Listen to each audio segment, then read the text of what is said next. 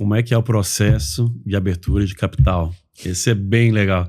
Eu já sei aqui um pouco do que você vai falar, que é uma loucura total, mas eu queria falar até, assim, como que é o processo e realmente superou as expectativas do que é a abertura de capital? Papai do céu é muito bom, né, pra gente, pra mim, eu sou muito grato a tudo que eu tenho e acho que eu sou uma pessoa iluminada, assim, você vê que no Mater Dei aconteceu isso também, entrei pra fazer o IPO e em dezembro de 2019 combinei, né, de entrar e comecinho de 20 entrei já com o processo da gente já tinha escolhido o auditor para fazer a auditoria dos últimos 3 anos, né? Era a PwC. A gente já estava com os bancos também mapeados, faltava um só para fechar o sindicato. Então o processo rolando já para começar e eu era o grande ativo que entrei para poder ajudar nessa conexão com o mercado financeiro, que era o único ponto que o Mater Dei precisava de ajuste para fazer os valuations, para negociar, né? E aí, logo depois, a gente teve uma paralisação do mercado. Aqui eu não estou entrando no mérito, que o Covid foi bom, mas no caso específico aqui, a gente adiou um ano o nosso processo. A gente, em vez de fazer, vamos dizer, em abril, junho de 2020, a gente fez em abril de 21.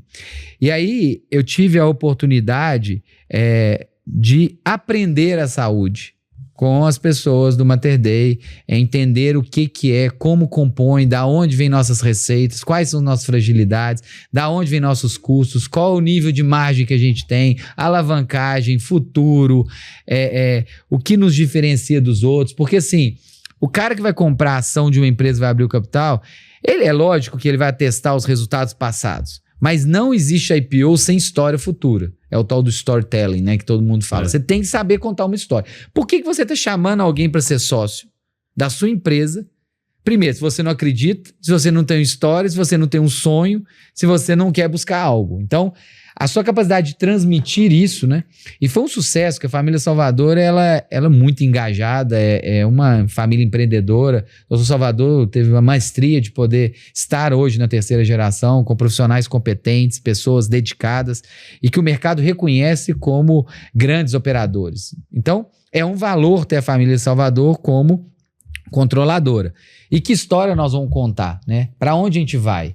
Como nós vamos crescer? Por que crescer?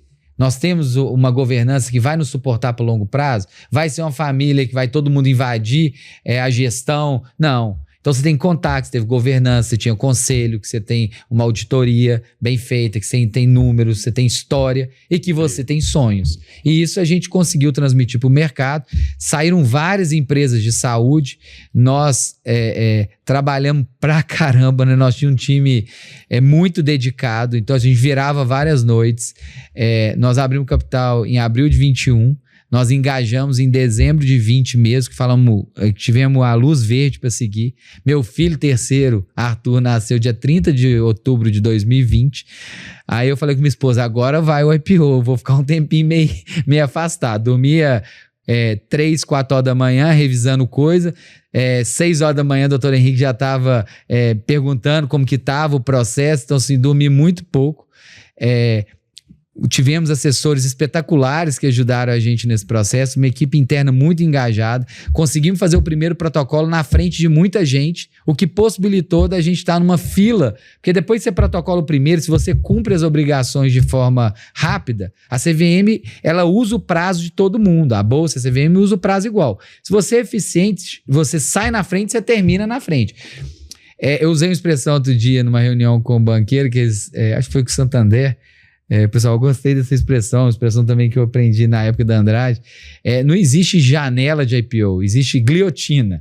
Porque o Brasil é uma loucura. Então, assim, é um abre e fecha danado.